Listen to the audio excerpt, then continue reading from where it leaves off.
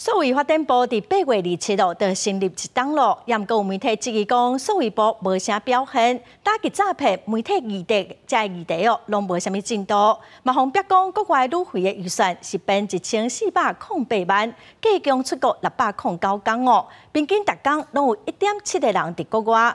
国民党是批评讲，这根本是数位旅行部，也毋过数位部今仔冇做出解释。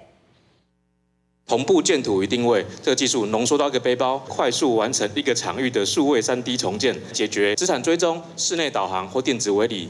建入大楼场勘完成数位3D 重建，业者开发出亲像 Google 加警车技术，会当为业主提供专属的室内定位系统。这种研发是数位部产业署数位新创应用奖励的计划得主之一。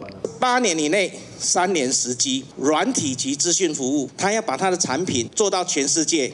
那做到全世界需要一点点经费来协助的话，就透过这个奖励机制。这项奖励计划以软体加资讯服务为主，吸引超过150间业者报名，到尾评选15间数位新创企业。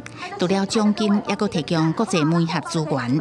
不过，就伫数位部成立满1年进前，有北面媒体报道认为，数位部这1年来的政绩，为打击诈骗、媒体议价到个资的保护来看，表现拢无正好。第三方支付的部分。数位部已经跟金管会开始做联防，如果你没有完成登录，那很可能就拿不到虚拟账号的服务。接下来会推出短码简讯平台，作为政府机关共用的短码简讯。经过去年立法院非常严谨的审核通过的预算，同仁出国一切都非常的尊节。那所以如果以狂出国这种形容词，对数位部的同仁是非常的不公平。